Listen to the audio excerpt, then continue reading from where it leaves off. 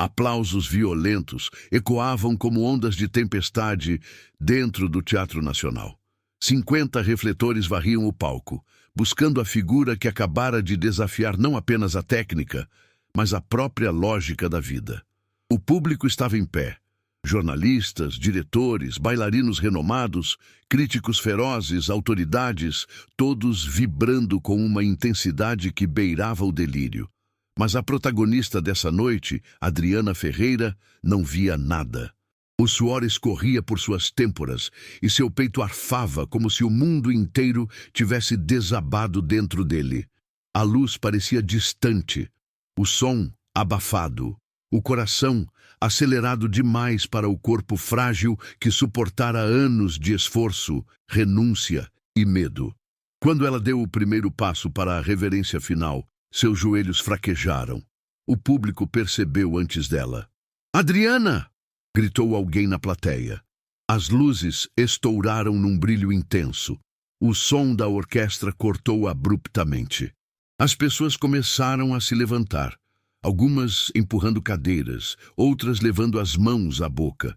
Foi quando ela caiu, não como bailarina que planeja o movimento, mas como mulher que carrega o peso do mundo. O impacto reverberou no palco de madeira como um trovão contido. Miguel e Sofia, na primeira fila, se levantaram chorando. Doutora Helena correu da coxia com desespero visível.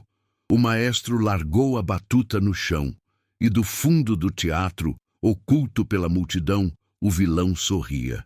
Não o sorriso aberto e cruel das festas de gala, mas um sorriso pequeno, torto, de satisfação silenciosa.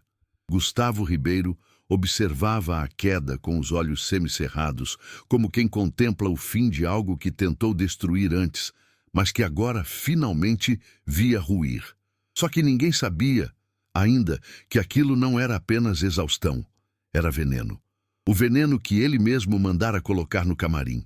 Um veneno lento, difícil de detectar, mas poderoso o suficiente para derrubar até o corpo mais treinado.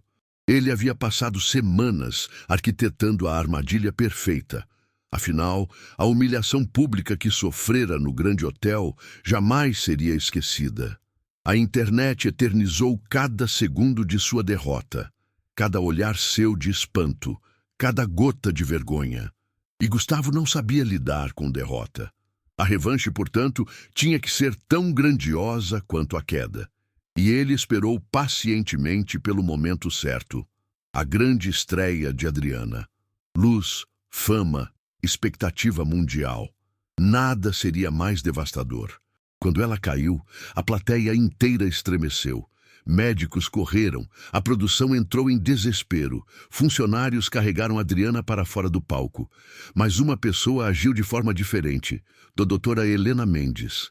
Ela não correu atrás de Adriana, não chorou, não se desesperou.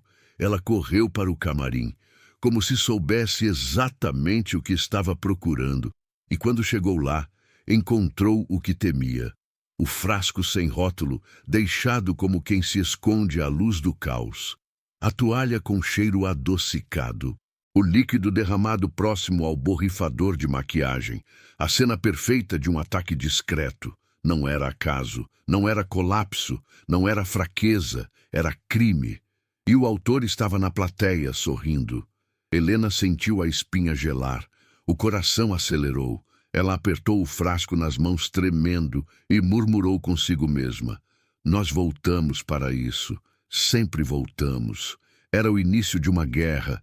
Aplausos continuavam do lado de fora, misturados ao pânico.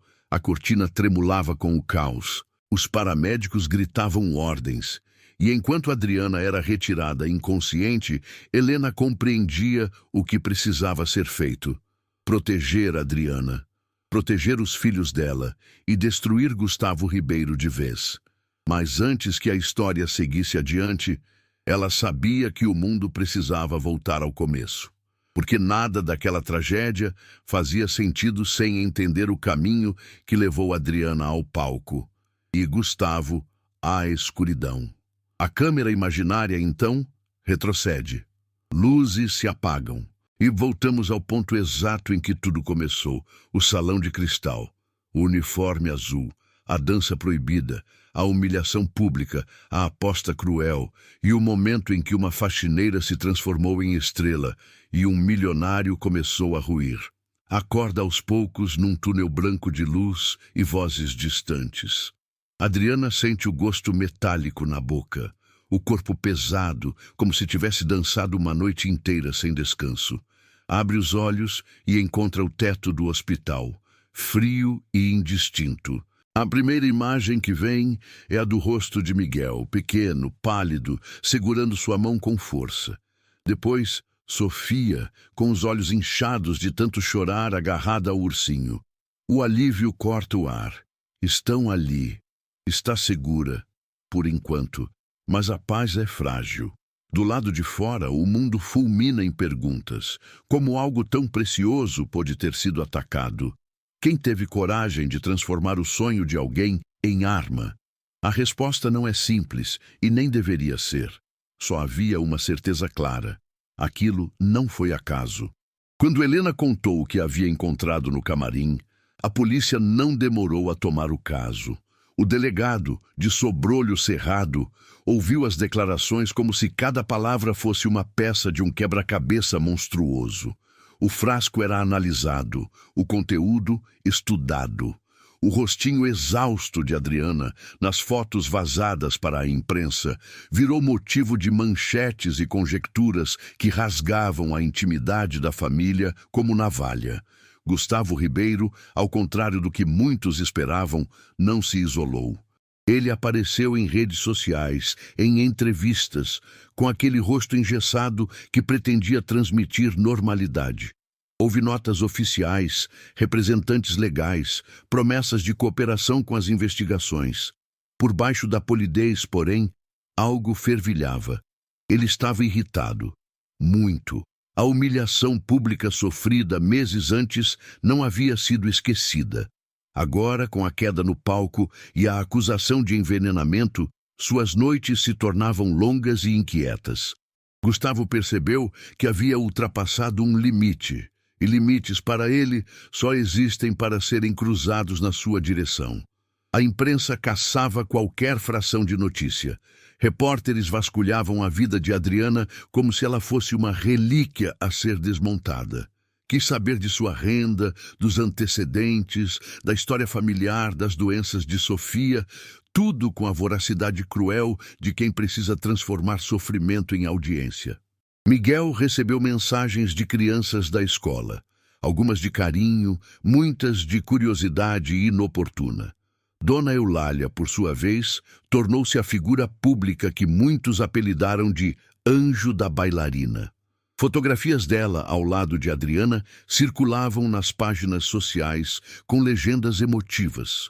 Enquanto nos bastidores, a velha senhora recebia ameaças veladas por telefone. Se continuar protegendo essa mulher, sofrerá as consequências. O tom na voz do interlocutor era o de quem tem poder nas sombras. Helena, que jurara proteger Adriana, assumiu uma posição que ia além do consolo humano. Acionou contatos, abriu portas no teatro, chamou advogados, jornalistas honestos e um médico toxicológico de renome. Sabia que a luta não seria apenas para descobrir quem colocou o veneno, mas para impedir que a vida daquela família fosse esmagada por pressões, calúnias e vinganças posteriores. A diretora artística acreditava que o teatro tinha a obrigação moral de se posicionar. Não era apenas sobre uma bailarina, mas sobre o mínimo de decência em um mundo artístico que frequentemente se acovardava diante do poder econômico. Enquanto a investigação avançava, segredos começaram a surgir como bagagens em aeroporto, pequenas mentiras, conexões inesperadas e o rastro viscoso de uma rede que se alimentava de favores, dívidas e medo. Descobriu-se que a Fundação Ribeiro não era apenas fachada filantrópica. Documentos sigilosos mostravam parcerias com empresas de fachada e doações que voltavam em contratos de construção superfaturados. O patrimônio de Gustavo começava a cheirar a fraude. Alguns aliados se afastaram discretamente. Outros, mais próximos, mantiveram silêncio, por enquanto. Na paciência estratégica de Gustavo, o plano mudou de tática. Se a vingança pública não havia sido completa, ele passou ao ataque silencioso. Controlava ainda muitas portas, fornecedores, patrões de festas, donos de casas de espetáculo, jornalistas dóceis. Em encontros reservados, sussurrava versões alternativas, insinuava que algo na vida de Adriana não batia. Uma tentativa de contaminar a percepção pública com dúvidas. Ele queria que as pessoas passassem a ver Adriana como vulnerável e perigosa, alguém capaz de tudo por dinheiro. Era um jogo sujo, desacreditar a vítima. Adriana, por sua vez, vivia dias e noites de picos de esperança e abismos de medo. Em seus momentos de lucidez, recordava o painel de sua vida, a dança, as renúncias, o olhar de Eulália no porão que a ajudara a voltar a viver. Em sonhos, via o salão de cristal, mas também via a cena do frasco, o sorriso torto no fundo do teatro. Perguntava-se por que alguém desejaria destruí-la. E então se lembrava de Gustavo, daquele rosto que fitara seu corpo como se procurasse fraquezas. A vingança deixara de ser apenas pessoal para ela. Havia se tornado uma questão de sobrevivência. Para ela, para os filhos, para a própria dignidade. Os testes toxicológicos revelaram uma substância pouco comum. Um sedativo com a adição de um agente que intensificava a fadiga muscular. Não era letal, mas suficiente para derrubar alguém em poucos minutos, sobretudo quem vinha de uma rotina de esforço físico e noites sem descanso. Quem quer que preparasse aquilo sabia de medicina, sabia de tempo de ação, sabia também onde e quando jogar o veneno. Era alguém meticuloso. Helena entendeu então que estava diante de um inimigo disciplinado, não de um impulsivo, e isso mudava tudo. Uma trégua aparente surgiu quando o delegado pediu uma acareação entre testemunhas do teatro, colaboradores, membros da produção, seguranças. No banco das testemunhas, um rosto despertou suspeita. Um dos telefonistas, recém-contratado por uma produtora que oficialmente não pertencia a Gustavo, mas cujo sócio era ligado a uma construtora que recebera contrato da Fundação Ribeiro. A coincidência deixava Helena gelada. Por trás de acordos e contratos, um emaranhado de relações conectava as pontas. Enquanto as investigações buscavam conexões, em Madureira a vida seguia atacada pelo medo. Miguel demonstrava convicção quase infantil. Mamãe vai ficar bem. Eu sei. Ela venceu a aposta. Sofia, por sua vez, voltou a apresentar crises noturnas, e Adriana se consumia de culpa por cada noite em que a filha lutara para respirar. Em silêncio, decidiu que quando tudo acabasse, ela lutaria para transformar sua dor em algo coletivo. Um projeto de inclusão para crianças com problemas respiratórios, focado em comunidades periféricas. Era seu modo de devolver o que o destino havia lhe tirado. A certeza de que daria a outros o que um dia alguém lhe dera, uma rede de cuidados. O vilão, porém, não ficaria parado. Em uma noite chuvosa, quando o noticiário impiedoso anunciava novos indícios e perguntas sem resposta, Miguel encontrou o carro do pai de Miguel, um homem comum que trabalhava como motorista para eventos, batido e uma mensagem anônima colada no para-brisa. Cuide da sua família, não mexa em fogo que queima. O medo subiu como fumaça. A estratégia de Gustavo começava a operar em outra frente. Intimidação. Helena reagiu de modo direto. Convocou uma coletiva. Falou sobre investigação, pediu calma e respeito à privacidade. Não apenas isso, lançou uma campanha urgente no teatro para acolher artistas de origem humilde, garantindo que, a partir dali, ninguém mais seria humilhado em sua casa. As redes sociais transformaram Helena em imagem de força e uma onda de solidariedade atingiu Adriana. Havia, porém, quem fosse mais cruel. Jornalistas que questionavam o passado da atriz em busca de manchetes sensacionais. Mas a maioria das vozes era de apoio, e isso trouxe alento. A reviravolta veio quando um vídeo caseiro, filmado semanas antes no porão de Dona Eulália, chegou às mãos de um repórter investigativo. Nele, Adriana praticava piruetas, falas de ensaios e exercícios técnicos com correções delicadas de Dona Eulália. A qualidade da técnica impressionou especialistas. A filmagem não só reforçou a tese de que Adriana fora profissional, como provou que alguém dentro do ambiente do teatro a havia reconhecido como artista. O vídeo viralizou com força, transformando a narrativa. Já não se tratava apenas da faxineira que dançou bem, mas da bailarina que fora apagada pela vida. A pressão sobre Gustavo aumentou. Sua imagem, cuidadosamente construída, rachou. Acionistas reduziram posições. Contratos foram renegociados. Mesmo a Fundação Ribeiro passou por auditoria. Em paralelo, a polícia encontrava indícios de que a logística para aproveitar o Venom fora traçada por alguém com influência nas festas de alto padrão. Onde Gustavo tinha autoridade, facilidades surgiam, e o mapa das permissões começou a apontar para ele. A imprensa, enfim, passou a questionar se a queda de Adriana havia sido obra de um impulsivo ou de um calculista munido de recursos. Mas a luta maior viria em casa. Um pacote anônimo chegou ao apartamento de Madureira. Foi deixado na soleira, sem assinatura. Dentro, uma foto de Miguel e Sofia em uma manhã ensolarada, quando a mãe os levou ao parque, acompanhada de um bilhete enigmático. Sabemos onde respiram seus sonhos. A ameaça era clara. Adriana, até então sustentada pela dignidade de enfrentar as humilhações, sentiu um medo antigo crescer, não por si, mas pela fragilidade dos filhos. No peito, uma novidade. Não aceitaria chantagem. Helena ofereceu proteção, a polícia plano de segurança. Mas Adriana, com a coragem forjada nas noites de trabalho e nos porões ensolarados, decidiu agir de outra forma. Convocou a comunidade. Dona Eulália, as vizinhas, os pais das escolas dos meninos, os colegas do trabalho de clínica, todos reuniram-se para formar uma rede de cuidado e vigilância. Miguel, orgulhoso, ajudou a postar cartazes na escola com mensagens de apoio à mãe. Sofia, sem entender tudo, segurava um paninho com o cheiro da mãe e dormia mais tranquila.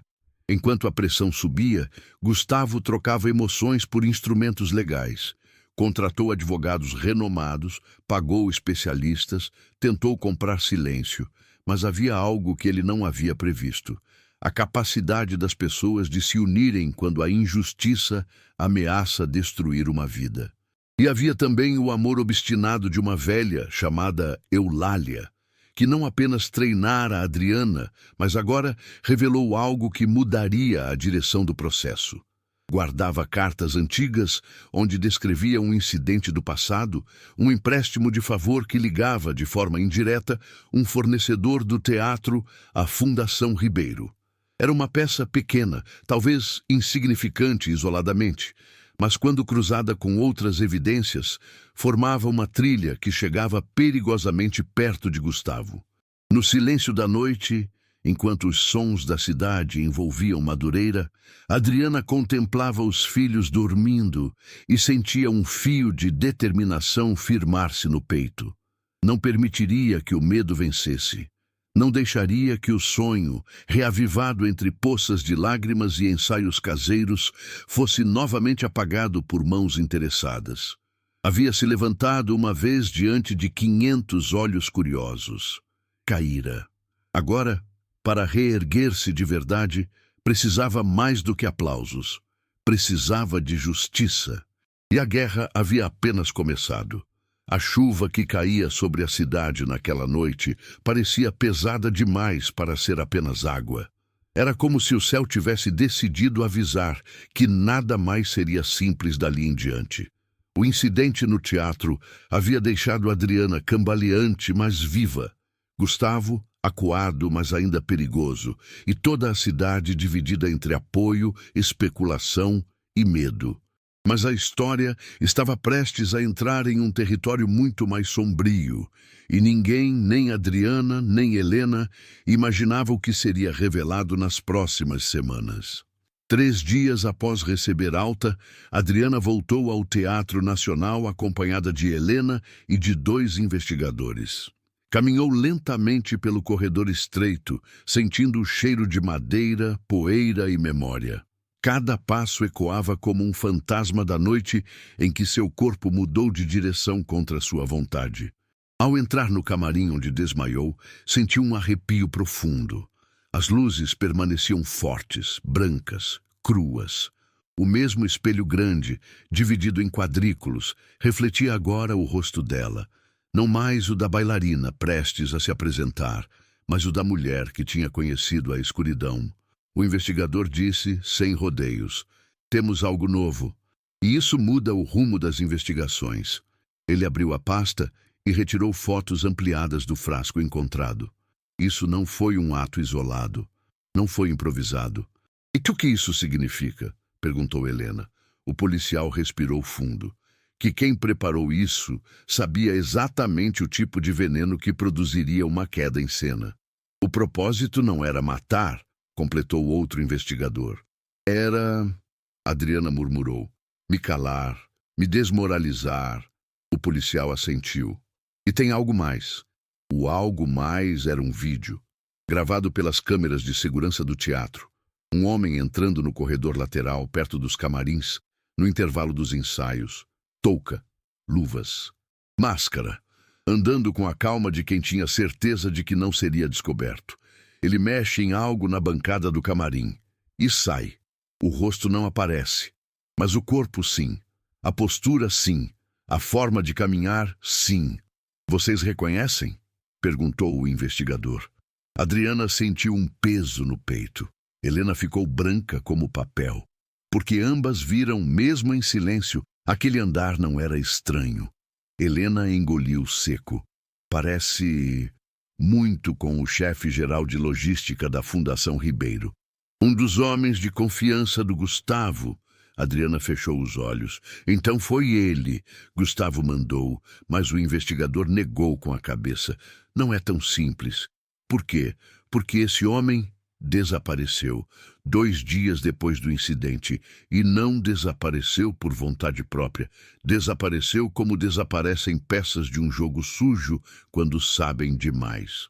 3.2 O passado que volta. Enquanto a polícia avançava, uma segunda tempestade se formava, dessa vez dentro da casa de Adriana. Naquela semana, enquanto dobrava roupas na máquina, encontrou um envelope debaixo da porta, sem remetente. Quando abriu, havia apenas uma frase impressa. "Você não deveria ter dançado aquela noite. Agora é tarde demais." Adriana sentiu o chão sumir. Mas pior ainda era o papel dobrado atrás da frase.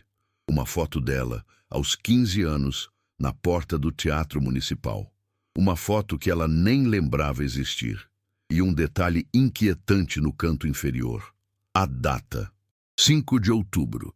O dia em que uma das bailarinas da companhia sofreu um acidente misterioso e nunca mais voltou a dançar. Adriana lembrou daquele caso. Na época, todos diziam que a bailarina tinha escorregado. Mas havia rumores, sussurros sobre sabotagem.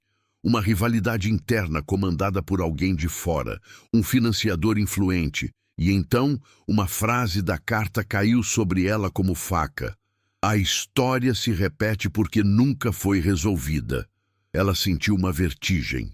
Isso é sobre mim, murmurou. Ou sobre algo que começou antes de mim. Helena, ao ouvir o relato, franziu a testa. Adriana, preciso te contar uma coisa que nunca mencionei, disse ela séria. O quê? Gustavo não começou agora com essa obsessão por controlar artistas. Ele é filho de Amadeu Ribeiro, e Amadeu era patrocinador da companhia quando você era adolescente. Adriana apertou os dedos. Quer dizer que... Helena completou. Quer dizer que você não é o primeiro alvo dessa família, e talvez nem o mais importante. 3.3 O vilão mostra as garras. Naquela mesma semana, enquanto Adriana lutava contra a ansiedade, Gustavo concedeu uma entrevista ao vivo para a TV. Com voz calculadamente calma, disse: "Tenho sido injustamente acusado. A verdade aparecerá. A senhora Adriana é talentosa, mas está cercada de pessoas que estão usando o nome dela para me destruir. Os jornalistas se morderam. O senhor nega envolvimento no incidente? Obviamente. Por que seu funcionário desapareceu? Não sei. As pessoas são livres para ir e vir. Ele tinha ligação com a fundação. Muitos têm. E então, o golpe. Talvez a bailarina esteja envolvida em algo maior do que imagina. Talvez ela tenha inimigos dentro do próprio teatro. O público ficou dividido. Alguns acreditaram, outros ficaram revoltados. Mas Gustavo não queria convencer a todos. Queria apenas plantar dúvida suficiente para continuar atacando por baixo dos panos. E foi justamente essa entrevista que fez o delegado ligar para Helena no meio da noite. "Achamos algo grande, e vocês duas precisam vir agora." 3.4 A revelação. Na delegacia, os investigadores colocaram sobre a mesa documentos, registros, nomes. "Isso tudo estava guardado no computador do funcionário desaparecido", disse o delegado. "Entre os papéis, um dossiê, com fotos, com recibos, com listas. E com uma pasta separada, Pérola de Ipanema, caso 2008. Adriana congelou, abriu o arquivo, e ali estava tudo o que fizeram com ela aos 17 anos. A manipulação para que perdesse a bolsa, a troca de cartas, as interferências externas e, principalmente, a ordem de sabotagem assinada por alguém identificado apenas como AR. Adriana sussurrou em choque. "Amadeu Ribeiro, o pai do Gustavo." Helena respirou fundo. Ele destruiu sua vida antes mesmo de você ter chance. "Ele tirou Paris de mim", Adriana murmurou tremendo. "Tirou muito mais", disse o delegado. "Tirou a carreira de várias meninas. Usava o balé como vitrine para investimentos sujos. Quem obedecia ganhava destaque. Quem não obedecia, adoecia." Adriana levou a mão à boca. Era demais, muito além de Gustavo. Aquilo vinha de uma linhagem inteira. E então, o delegado disse: "Agora vem a pior parte." Ele puxou um pendrive. O conteúdo do vídeo apagado do teatro. Eles deram play. E ouviram uma voz masculina, grave, fria. "A linhagem Ribeiro nunca perde. Acabem com isso antes que ela fale demais." O investigador pausou. "A voz não é do Gustavo." "Então, de quem?" Adriana começou, mas parou. Porque a resposta estava ali. O delegado completou: "É de alguém ainda mais perigoso." Ele girou a tela e mostrou o nome ligado ao número da gravação. Elias Ribeiro, o irmão mais velho, o dono oculto da fundação e o verdadeiro chefe. Adriana sentiu o corpo gelar, porque agora ela entendia. Gustavo era só uma peça, mas Elias era o arquiteto, e ele não deixava pontas soltas. 3.5 O aviso final. Naquela noite, quando Adriana voltou para casa, encontrou Miguel acordado, sentado no sofá, com olhos arregalados. Na TV, uma notícia urgente. Elias Ribeiro, magnata da construção civil, doa 5 milhões para reerguer projeto de artes periféricas. Uma tentativa óbvia de limpar imagem. Mas a frase final da reportagem fez Adriana tremer. Ao ser questionado sobre o incidente com a bailarina Adriana Ferreira, Elias afirmou: "Algumas pessoas sobem ao palco sem entender que há coisas que devem permanecer nas sombras." Miguel perguntou: "Mãe, ele está falando de você?" Adriana olhou para o filho, segurou suas mãos e disse: "Sim, meu amor. E agora a mamãe não pode mais se esconder, porque a batalha que viria a seguir seria muito maior do que um veneno no camarim, e muito mais perigosa. Ela estava prestes a enfrentar um império, e a história dela acabava de ficar grande demais para ser silenciada. A madrugada parecia mais longa do que qualquer noite que Adriana já havia enfrentado. O relógio marcava 3h14 quando ela finalmente entendeu que não teria paz enquanto Elias Ribeiro respirasse o mesmo ar que ela. A queda no palco, o hospital, a ameaça à porta de casa, o carro que a seguiu. Nada era coincidência. Havia uma sombra maior, fria e calculada, que atravessava gerações. O mundo parecia dividido entre duas linhas. A dela, feita de suor e renúncia, e a dele, construída sobre silêncio comprado e vidas esmagadas. A partir daquele instante, Adriana decidiu que se Elias queria guerra, ele teria. Não fugiria, não se esconderia. Era hora de enfrentar o império que tentou enterrá-la. Os dias seguintes foram intensos. O dossiê encontrado no computador do funcionário desaparecido revelava algo muito maior do que sabotagem. Listas de bailarinas destruídas antes mesmo de alcançarem os palcos, contratos manipulados, depoimentos antigos abafados, recibos de propina, laudos médicos adulterados, tudo com a mesma sigla. ER era um mapa do submundo dos Ribeiro. Elias não era apenas o irmão mais influente, era o verdadeiro dono da fundação, o arquiteto de décadas de silêncio e controle. Lia Moura, uma assistente discreta que sempre circulou pelo teatro, estava desaparecida. Ela filmava, catalogava, reportava, era o elo entre o palco e as sombras. Quando Adriana recebeu a notícia de que um carro a seguira novamente, Helena tomou a frente. A ameaça contra Miguel e Sofia tornara tudo pessoal demais. No supermercado, quando um carro escuro avançou lentamente e depois um homem encapuzado desceu para segui-los, Adriana teve de correr pela rua, puxando Miguel pela mão. Entrou em uma pastelaria e gritou para fecharem a porta. O homem bateu no vidro algumas vezes antes de ir embora. O medo queimou no peito dela, mas algo queimou ainda mais. Raiva. A partir daquela noite, tudo mudaria. Eles queriam intimidá-la, mas só acenderam nela algo que não imaginavam: coragem. Helena, então, revelou seu plano. Não seria uma batalha escondida, mas pública. No maior evento beneficente do ano, patrocinado pela própria Fundação Ribeiro, Adriana seria anunciada como atração especial. Mas, ao invés de se apresentar imediatamente, a verdade seria exposta no único lugar onde os Ribeiro não poderiam manipular, comprar ou apagar, diante de 2.000 pessoas, câmeras ao vivo e toda a cidade assistindo. Era arriscado, mas era a única forma de derrubar um império que vivia da impunidade. A noite do evento chegou. O salão estava impecável, iluminado por lustres que pareciam flutuar no ar. Elias Ribeiro entrou com seguranças, frio, soberano, como se todo aquele escândalo fosse apenas ruído distante. Gustavo caminhava alguns passos atrás, pálido, com o semblante quebrado. Quando Adriana entrou no salão, centenas de pessoas se levantaram, aplaudiram, filmavam. Ela caminhava com a postura de quem não tinha mais nada a esconder. Helena foi ao palco. Sua voz ecoou pelo salão. Há artistas que sofrem calados. Há sonhos destruídos sem que ninguém perceba. Há mãos que deveriam proteger, mas esmagam. E há famílias que, por décadas, manipularam e destruíram bailarinas nesta cidade. O burburinho começou, e então o telão se acendeu. O vídeo exibiu a voz de Elias, fria e definitiva.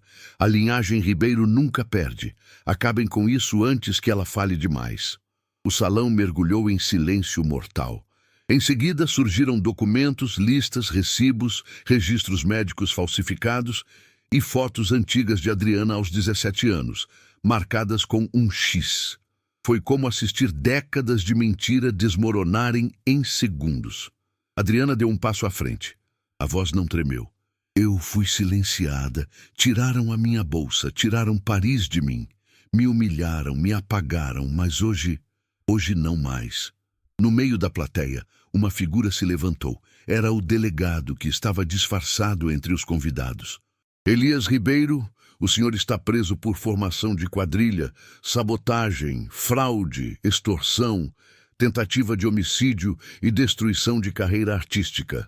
O salão explodiu em murmúrios. Elias tentou levantar, tentou falar, tentou fugir, mas foi cercado por seguranças oficiais. Gustavo, desesperado, tentou correr atrás, mas também foi contido.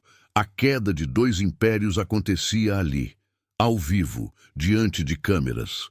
Quando o caos se dissipou, Helena respirou fundo e anunciou: "A apresentação desta noite continua."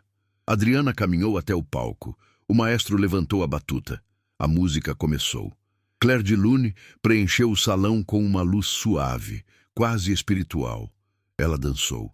Não para impressionar, mas para libertar. Cada giro parecia expulsar um fantasma, cada salto, um renascimento. Cada movimento contava a história de uma mulher que foi silenciada 2 vezes e que, mesmo assim, encontrava força para se erguer diante daqueles que tentaram destruí-la. Quando terminou, o salão inteiro estava em pé. As palmas duraram 10 minutos. Pessoas choravam. Outras aplaudiam com força, outras apenas olhavam, atônitas. Miguel e Sofia subiram ao palco correndo e a abraçaram com força. Aquilo era mais do que arte, era justiça. 3 meses depois, Elias estava preso. Gustavo respondia a processos e cumpria trabalhos comunitários, e a Fundação Ribeiro foi extinguida e substituída pelo Instituto Adriana Ferreira. Arte, Resistência e Educação, dedicado a jovens artistas de periferia. Dona Eulália tornou-se consultora honorária. Miguel e Sofia estavam seguros e felizes. E Adriana, agora respeitada nacionalmente, tornou-se símbolo da luta contra abusos no mundo artístico. Em uma entrevista ao vivo, ela disse com lágrimas nos olhos: "A arte não é para poucos. A arte é para todos que têm um coração que dança." E naquele sorriso, pela primeira vez em anos, havia paz. A vida, enfim, parecia justa. Adriana não apenas sobreviveu, ela venceu.